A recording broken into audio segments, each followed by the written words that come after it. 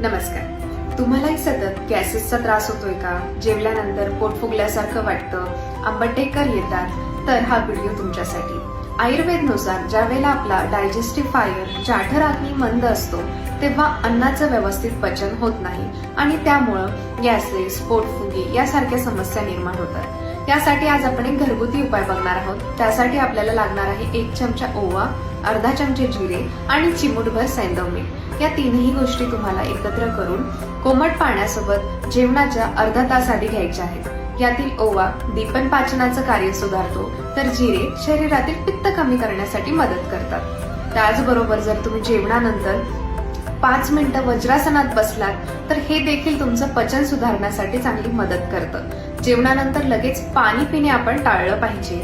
एक साधारणतः 10 ते 15 मिनिटं जेवणानंतर शतपावली केलं पाहिजे. या सर्व गोष्टी तुमचा पचन सुधारण्यासाठी चांगली मदत करतात. अर्थात ज्यांना गॅसेसचा खूप जास्त त्रास आहे आणि खूप जुना त्रास आहे त्यांनी डॉक्टरांचा सल्ला घेतला पाहिजे.